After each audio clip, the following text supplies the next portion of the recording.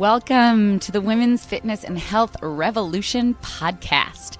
There is so much noise on the interweb these days about what women should and shouldn't be doing when it comes to their fitness and health. Not only is it all too often tied to shame and fixing our bodies, it can also be incredibly detrimental to our health and wellness overall. The Women's Fitness and Health Revolution podcast sorts through the BS and offers advice and actionable, tactile steps to support and build a better relationship to your amazing body through every stage of womanhood. It aims to break the cycle of keeping women in the dark about their extraordinary machines and revolutionize the way we move, eat, and live so that our daughters and our daughters' daughters look in the mirror and feel exactly what they are: fierce, beautiful, and capable of everything. The revolution starts here. Hello, and welcome to the Women's Fitness and Health Revolution podcast. Kinsey here, and boy, oh boy, as always, I am just tickled pink to be sitting down with y'all and chit-chatting about one of my favorite things to talk to folks about, which is talking to folks who are afraid to lift heavy. Because let's be real, we have seen it pretty much all over if you're on similar algorithms as me, that lifting heavy is what we got to be doing when we are in perimenopause and beyond. But for so many reasons, this is a pretty high barrier to entrance. And we'll talk more about 4 big reasons that I've come across in client intakes, why sort of like the reoccurring themes that people are afraid of when it comes to quote unquote lifting heavy. We'll talk about why you don't need to be afraid and how to approach it from either a newcomer or someone newly back to fitness.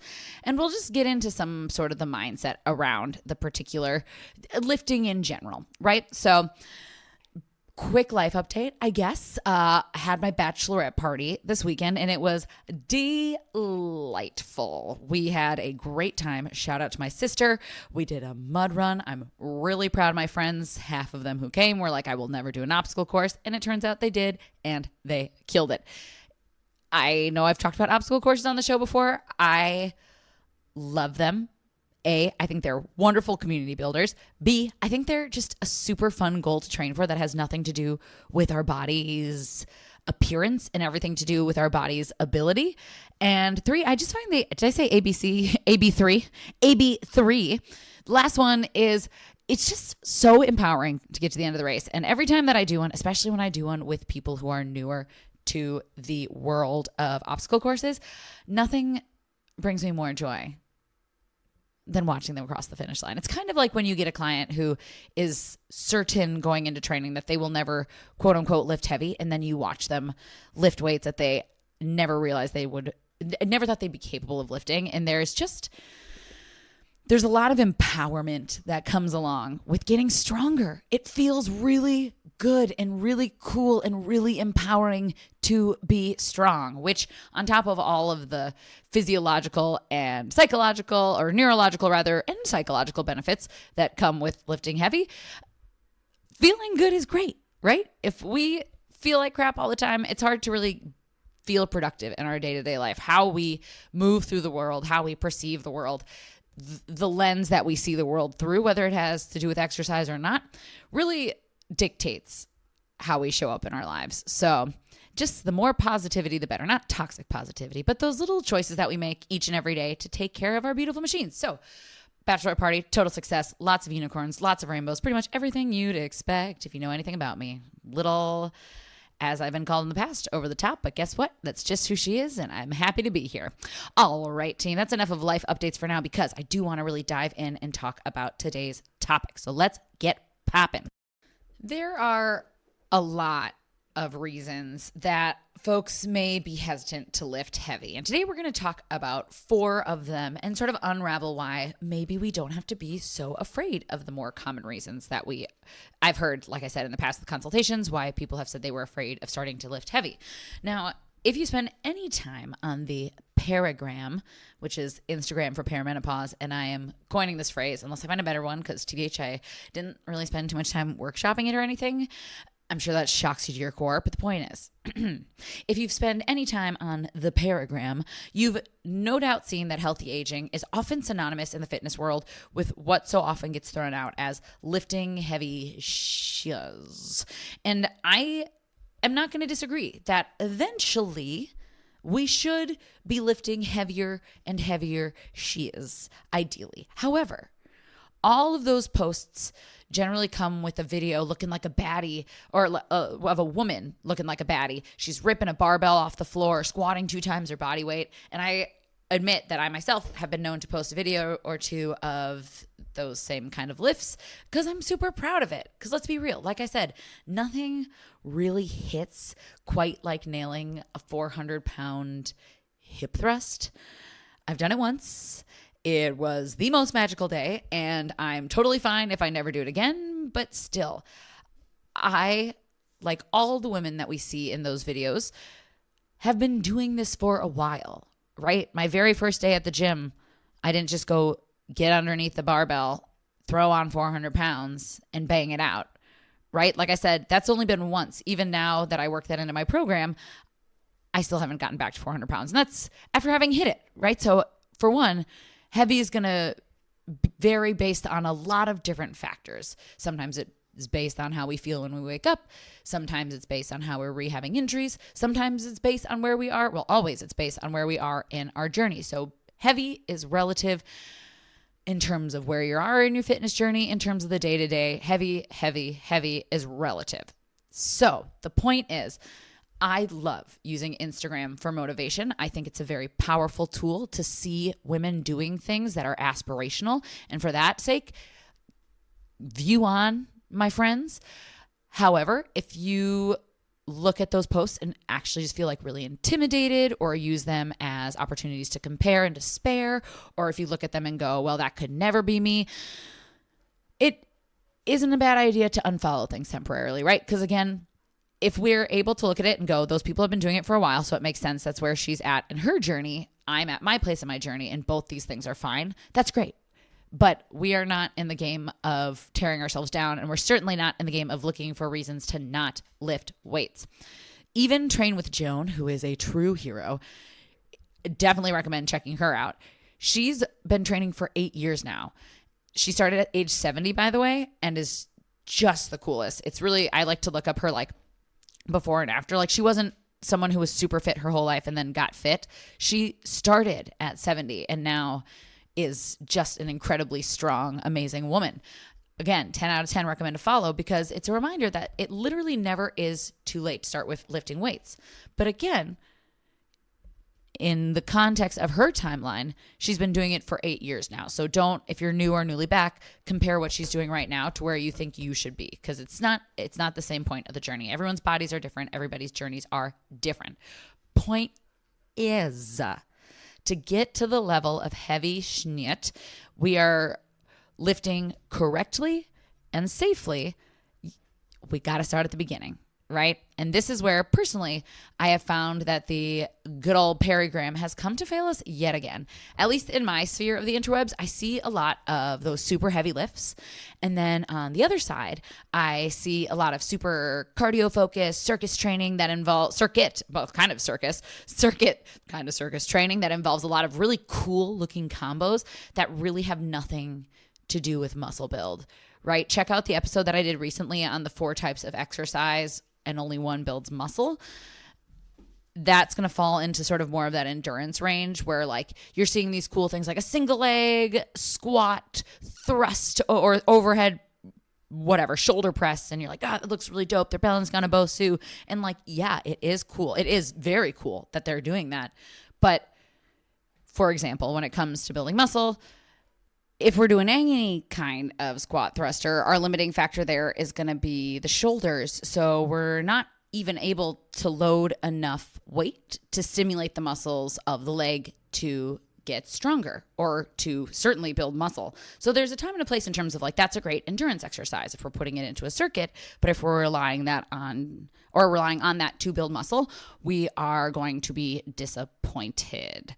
So again, it has a time and a place, but especially those more complicated moves, the ones that are just like, again, look really cool and are an incredible feat of neuromuscular control, it still isn't something that we tack on to the beginning of a workout journey, especially one, again, that is designed to build and maintain muscle, which as we age, we know that's what we are looking for. So here we have two ends of a vast spectrum, but not a lot of representation for where a lot of us are, which is at the very beginning of our weightlifting journey, which in my book is a huge disservice for people everywhere who are trying to explore weightlifting to build that precious body armor, especially for women who are traveling through their perimenopause phase and beyond. Because right now, it's really hard to find a resource that shows them what to actually do and how to do it well. I mean, the pool gets even smaller when we're looking for educational resources on why we're asking people to do what they're doing. And B, because a lot of people will see the stuff that's out on the internet and rightfully so think, nah, it's not for me. And I say rightfully so because it's not right for us right now. That doesn't mean it's never going to be right for us. But right now, a lot of that stuff, it would be dangerous. We don't have the neuromuscular control. We don't have the foundational skills. So it just sort of lowers the barrier to entrance, which is such a disservice. And guess what? If you are a woman going through perimenopause, or if you are into your postmenopausal years, weightlifting is the most important thing for you. And it's the demographic that needs this style of training the most. If you need any more convincing on why you fall into the category of the demographic that's most benefited from weightlifting, please really just listen to any of my other previous podcasts, but especially the one on the 5 surprising reasons women in menopause need to be resistance training. I'll put the link in the show notes. Give it a listen, learn a little bit. It's actually really cool how our bodies use muscle to help us age vitally. Wow, that sentence took a lot, but we got through it. Okay, so let's just assume that you're convinced. Yay! You may even conceptually understand how to start strength training, but you're scared. Hey, you are not alone. Time and time again, when I've done client intakes or when I've done assessments or when we've talked about how to reach goals in various stages, I hear 4 reoccurring reasons for people, and oftentimes women, telling me they're afraid to start weight training. And those big 4 are fear of injury, fear of being judged in the gym, afraid of getting bulky, and just not knowing what to do. So let's start with the first one, injury, because it's a biggie. And of course, no one wants to be injured. Been there, done that. It sucks. Gosh, oh golly, please not again, right? And for a lot of women, and again, just people, it's not uncommon that they've tried some sort of training in the past and have been injured. And maybe they've been afraid to get started again because now when they think of exercise, they think of injury. I was literally just talking to a woman today who had an issue with a disc in her low back years ago. And every time she feels any sensation in her back, she still gets those waves of panic that she slipped her disc again. And as someone who has been injured, I completely, viscerally understand that sensation. It is very similar for me. After I got into my first car accident, this is a little less about injury and more about just nervous system response. After I got into my last car accident, anytime someone would brake fast or honestly just brake in front of me, especially on the highway, my entire body would just flood with heat and shoot with pins and needles. And I would just get this cold, chill sweat because our body remembers trauma. And it makes sense that our nervous system responds with fear because after all, the entire job of everything our body does is to keep us alive. So that's a very normal response. For those of us who are coming back with an injury or with chronic pain, or maybe we're starting out for the first time with either or both of those things, injury or chronic pain, part of our initial training may include training our stress response around feeling activation in certain muscles. So sort of starting to just desensitize. For so many reasons, I absolutely recommend that folks with injury or chronic pain both get, most importantly, cleared by your doctor before partaking in any form of exercise. And secondly, do a little research and seek out a fitness professional who knows what they're doing to help teach you the proper movement mechanics while being able to watch, guide, and adjust your movements throughout your session down to the position of your foot, your shoulders, your chest, your head and neck alignment. Just really gets detail oriented with you so that your skeleton is moving safely and supportedly. This too, especially working with a coach, can really help with a fear response over time. Firstly, because you start to build trust with your trainer as you learn over time that they know what they're doing and they know how to support your body and they get to know your body. I know a lot about my clients' bodies, right? I know a lot about my clients' bodies, but seriously, I know going into my programming that some clients have toe injuries or past toe surgeries, so reverse lunges don't feel great. I have clients who come in with chronic cases of low back pain, so we have a different warm-up and mobility session. I know how my clients' bodies work, so I'm able to program not only to minimize that pain, but also to adjust in real time if something is feeling tweaky when they come into the session. So I don't just throw them into a deadlift if they come in and go, my low back is hurting today, right? That's another important part of a trainer is that they're able to adjust to where your body is day of your session. And hey, if it still feels really traumatic and scary when you're feeling things in certain muscles, there is zero shame in looping in a therapist. It's a trauma response, right? If professional athletes can see their doc about the yips, you can absolutely see yours about your squats and deadlifts. So build your team. You're worth the support. And if you're like, Kinsey, but I don't want to get injured. I haven't been injured and I'd like to keep it that way. Fair, girl. Me too. Let's keep it that way. And I will say I've worked with many clients over 40s and into their 70s and 80s. I will say no 90-year-olds yet, but if you are 90 plus and listening, it would be an honor to work with you. So please give me a holler. I promise we will have so much fun. It'll just be goofy. But the point is, I've worked with many people over the age of 40 who have never lifted a weight before in their life. I would argue to a good extent, a majority of them haven't. That's kind of my bread and butter that I love working with. And I will say that I have yet to have a client over 40, and honestly, really a client at any age who has come to me completely pain-free. Even I'll like sit down and I'll be like, so my number one question is, do you have any injuries, limitations, things that sort of act up or talk when you're in certain movements?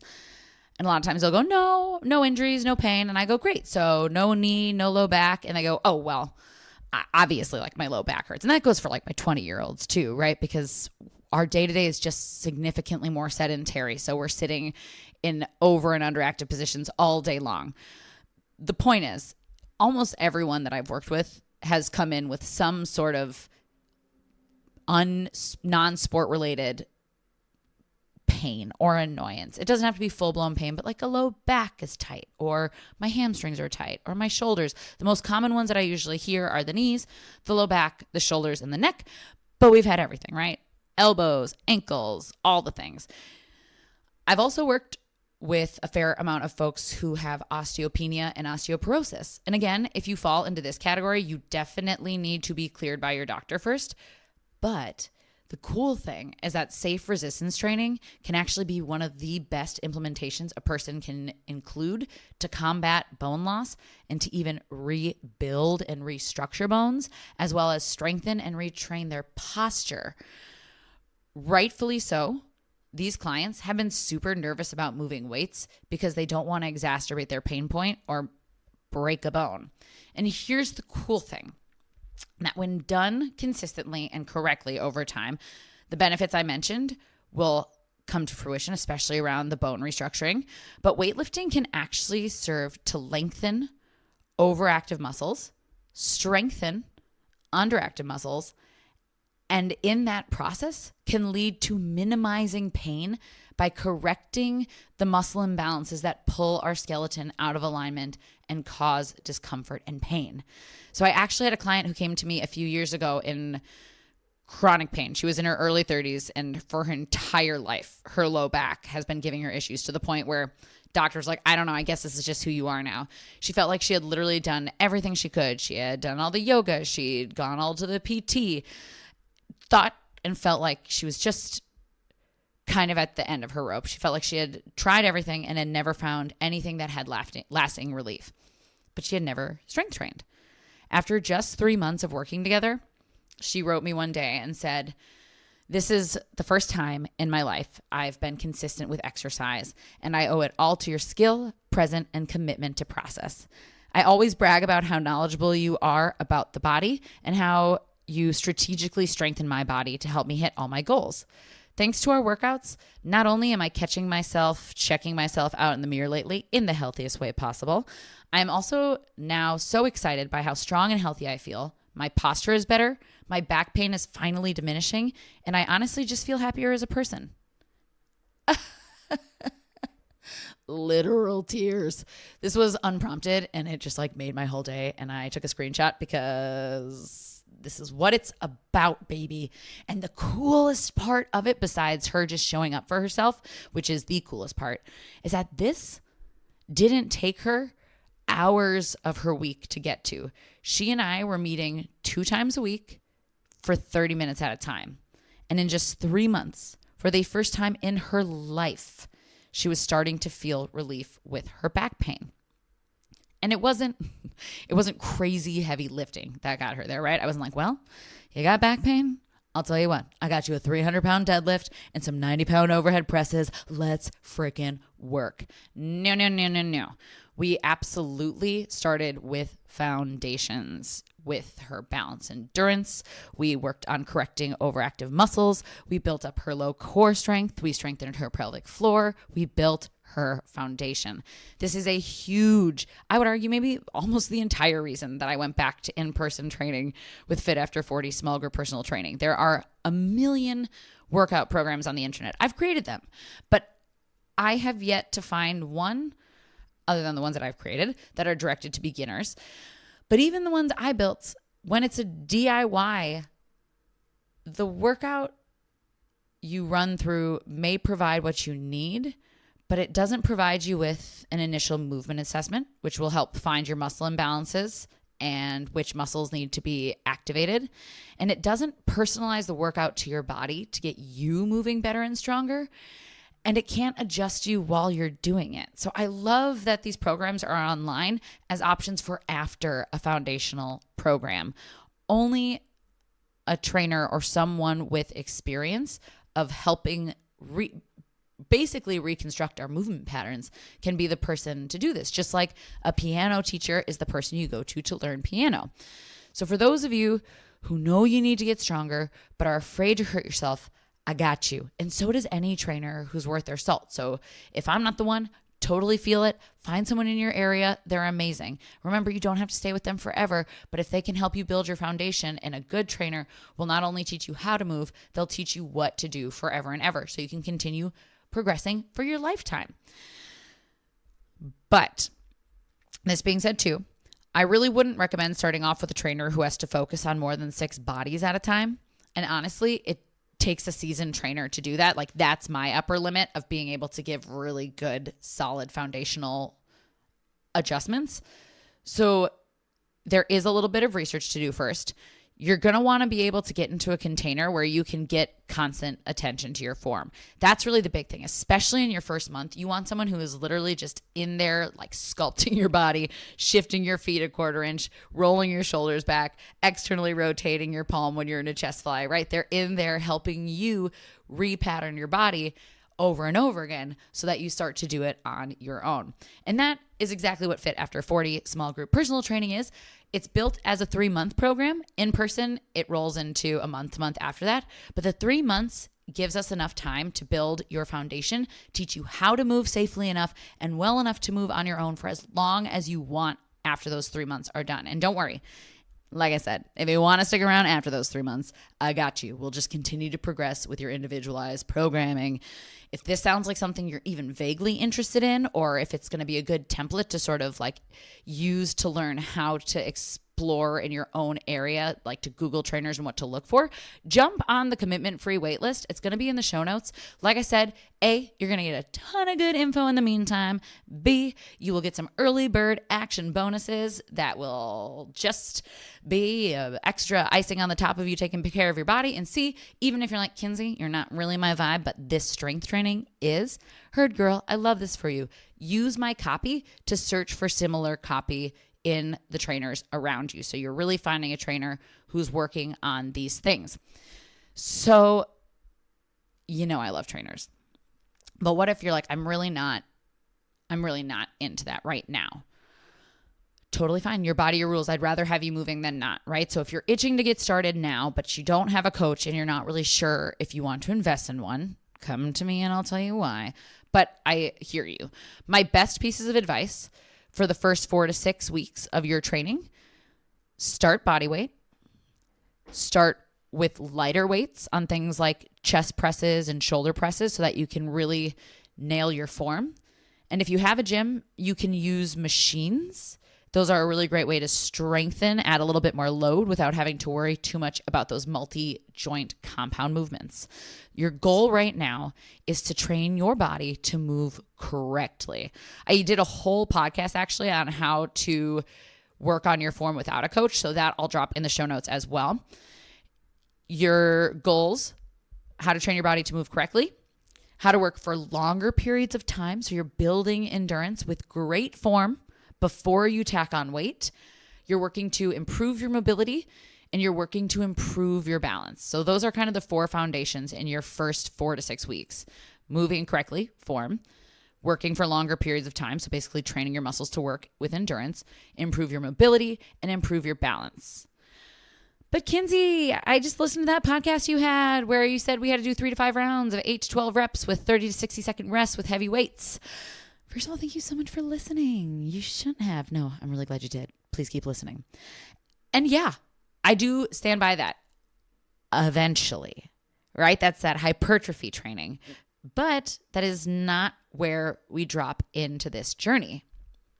I have had over 100 downloads on my free beginner's guide to strength training. So I decided to do like a little re-release with a menopause edition. So go ahead and peep the show notes and get your free guide. What it is, it's a complete guide to strength training for beginners and perimenopause. It goes through why we need to train in perimenopause. It goes through how to build your workouts, what to include, and it even gives you 6 example workouts. So it gives you a quick 4-step process to get you strength training the right way 2 times a week for 30 minutes. You can obviously add more, but that's what we're starting with in that guide. So that's a great free resource just to start sort of learning a little bit more. Again, nothing replaces working with a coach, but even the coach takes a little bit of research, right?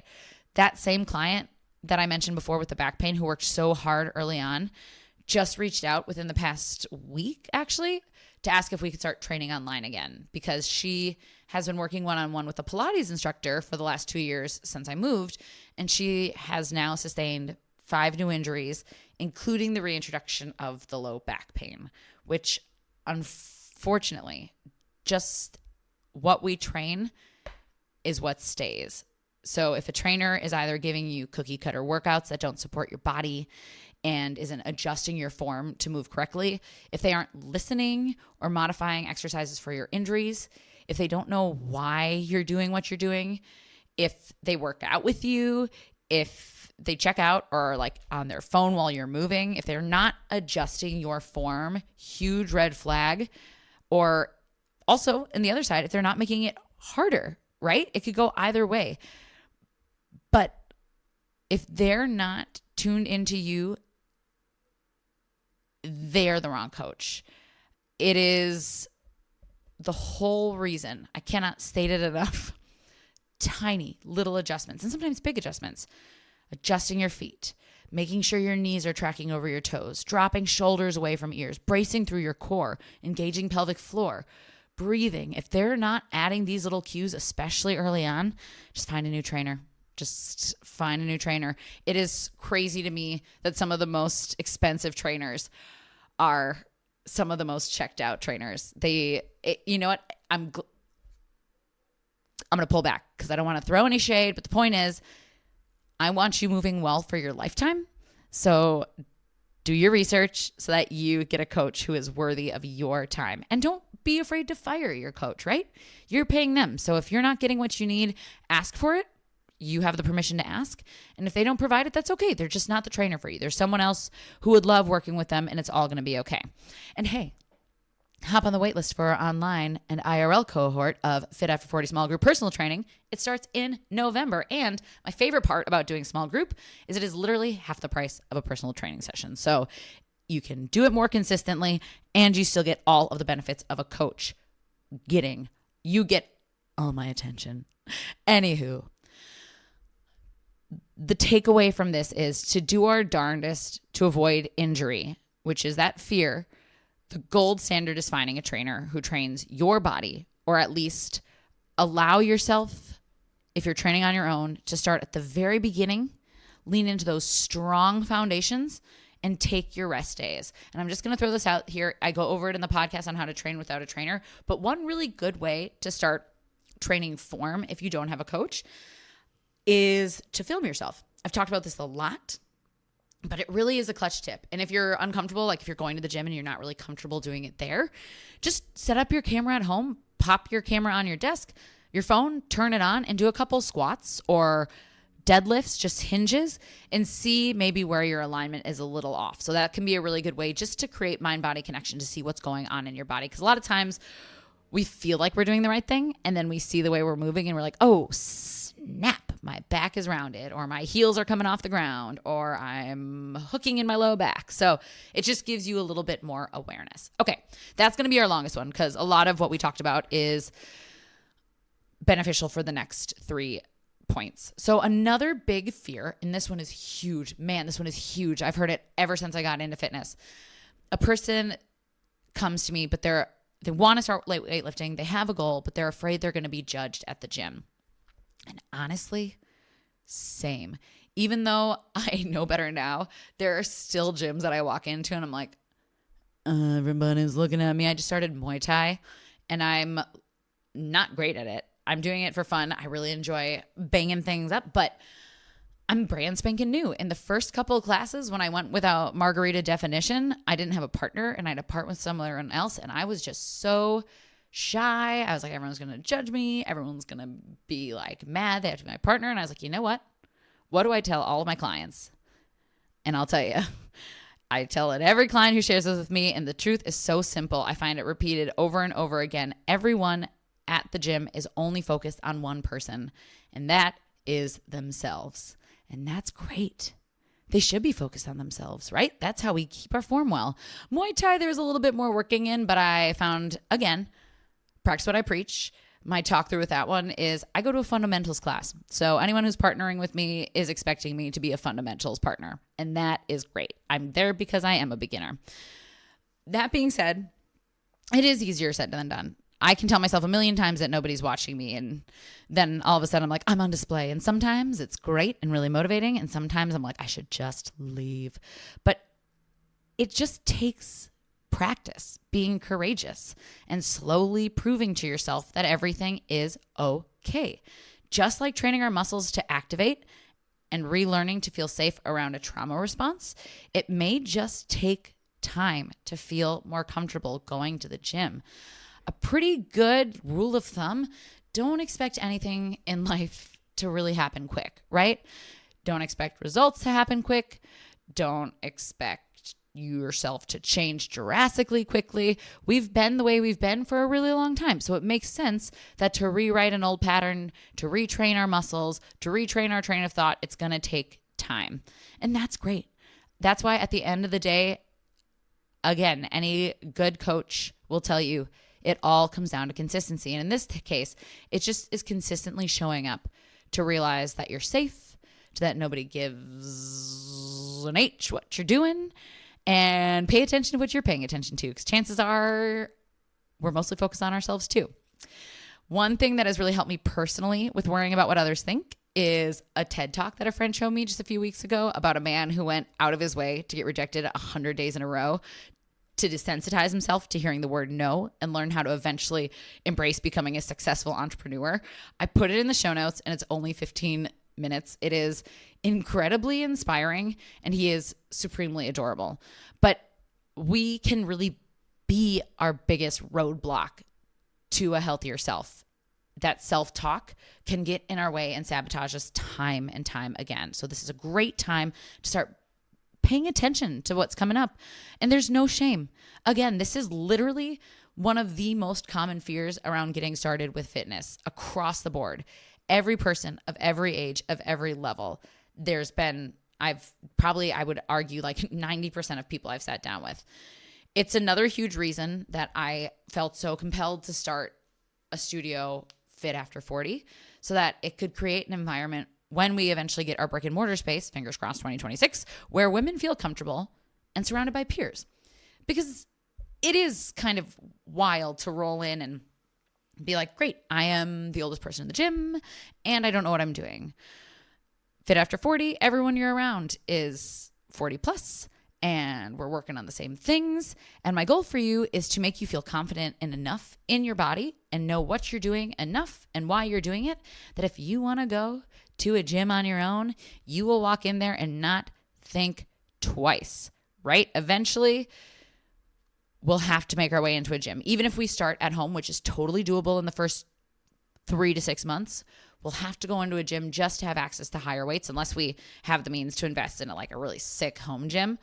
Because again, we do need to eventually move to that quote unquote heavier weight to stimulate muscle adaptation. But because it's not where we start, by the time we get to that step, by then you'll have already been training for a few months, maybe even a year or two, and you will be feeling confident and strong. So let that fear, just embrace it, hold it, and trust that it dissipates as you learn more what you're doing because you are worth it. I want you confident enough to walk into any gym and pump some iron. Okay, 3. This is an oldie but a goodie. Many, many, many women are afraid of still getting bulky. I will say in 15 years, I'm hearing this one less and less. I imagine because we're actually having fitness influencers who lift heavy, which yay for social media in this respect. So we actually see in reality that you get lean when you weightlift, but I do still hear it a lot. The truth is our bodies really aren't meant to bulk, sadly. It requires a lot of feeding, a lot of stimulation from lifting, a very specific type of lifting done in a very specific type of way, and it oftentimes comes with a decent amount of exogenous help. So here's a simple trick to try with overcoming this fear. Commit to 6 months of resistance training. Bite the bullet, just do it. If at any point in that 6 months you feel that you are getting bulky, and maybe even do measurements or photos so you can actually see a side by side, because a lot of times, especially if we have a little bit of dysmorphic thinking around our body, it may be getting leaner, but we feel denser, so we see something that doesn't exist. So it's really helpful to have photos or measurements, not a scale, photos or tape measurements so that you can compare before and after at the front of the 6 months and the back of the 6 months. But if at any point you're like, I am bulking, this is not what I signed up for, you can always stop training. And you know what? It's pretty easy to lose muscle, especially when we're over 50. Even easier when we're over 60. So you can pull the ripcord and you'll lose it real fast. But I know it's kind of tongue in cheek, but the point is, if you're 100% of the people I work with, you're going to learn that the opposite is true. I have yet to have anyone get into strength training and pull the cord because they've gotten too bulky. I also just want to touch gently on this. Skinny is not healthy. Skinny as we age, especially, but even when we're in reproductive years, skinny is frail. And frail is a high fall risk into a high risk of mortality. Frail is porous bones and loss of muscle. Frail is higher risk of dementia. Frail is lower immune system and sensitivity to practically all cause morbidity. Frail is a very scary place to be as we age. And frail is skinny. Society in the 90s and the early aughts did us dirty with our hyperfixation on thinness. So now it has to be up to you. Do you want to be brave and try weightlifting, or do we let them win and force ourselves to stay small and to get sicker and sicker? And yeah, I am a dramatic person, but guess what? This drama is fact. This is all truth that happens. You deserve vibrancy now more than ever. And that is the outcome that I wish for every woman who decides to be brave and pick up weights. So the last big fear that I hear from people is they're afraid because they don't know what to do. And that includes people in like a group fitness setting. When my mom was starting to think about strength training because she wanted to get stronger at pickleball. Shout out to mom. She's a baddie and I'm afraid to play pickleball with her. She had a group fitness class. She has silver sneakers. A bunch of her pickleball friends went to the same group fitness class. And she was kind of on the fence because she's like, I go there and they move so fast that even when she gives me things to do, I don't really know how to do what I'm doing and I don't want to injure myself. To which I said, yeah, that makes a ton of sense, right? That's one of the downsides of, I love group fitness, you know I do, but it is one of the downsides as a new person is that there's not really enough emphasis or built-in time to teach you skills around movement. So even if you're going into a group fitness class, this can be a really real fear. I don't know what to do. I don't know how to move correctly. I'll make this one quick because I already touched on it, but it is huge and completely reasonable and common fear. To which I say, as always, of course you don't know what to do. You've never done it before. Or if you have, it's been a really long time and our bodies have changed since last time we did it. I don't know how to build a car or fly an airplane or get out of the Paris catacombs on my own.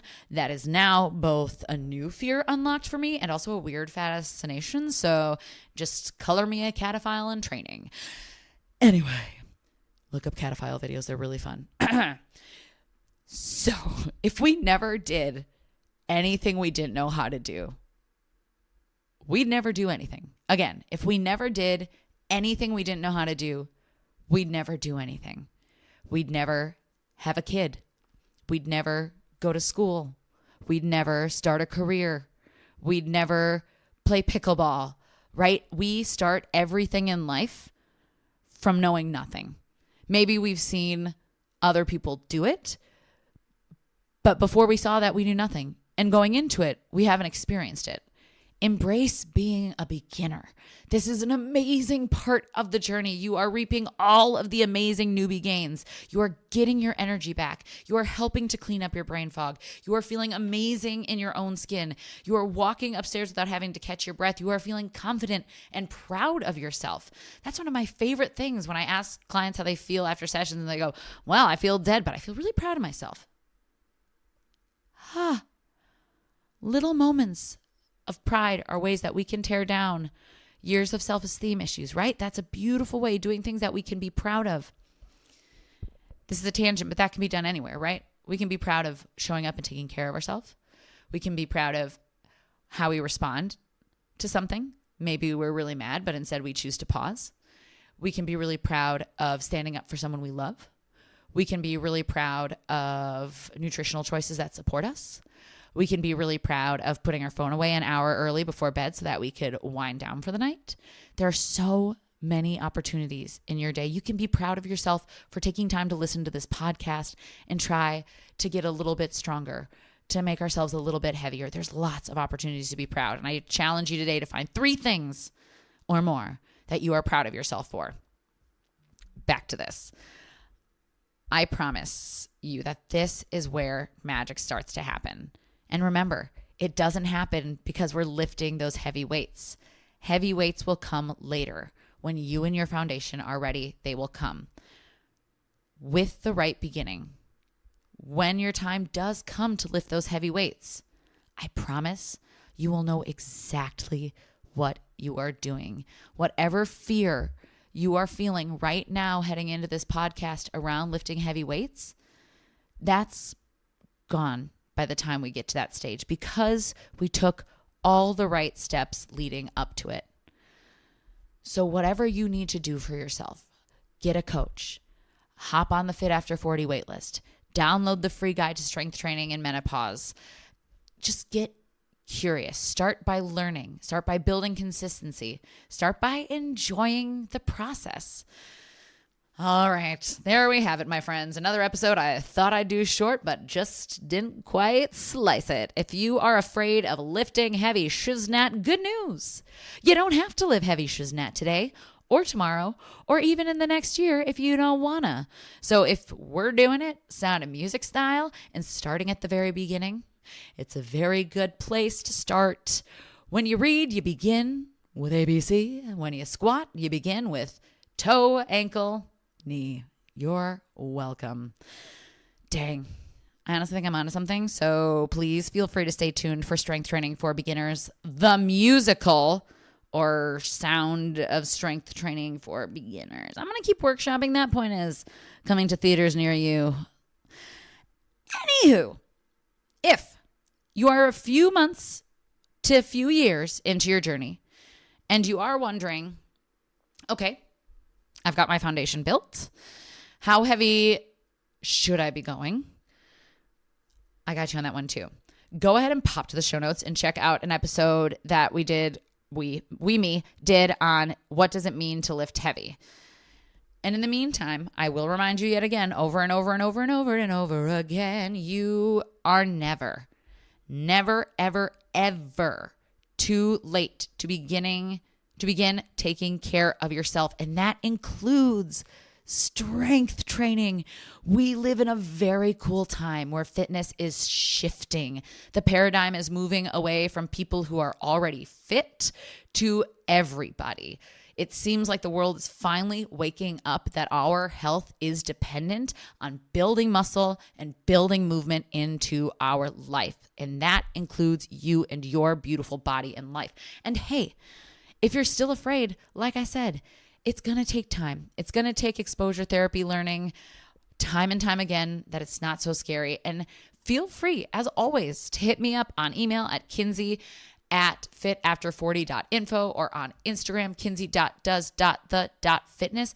And I'd love to hear what you're thinking about, what you're afraid of. I'd love to chat.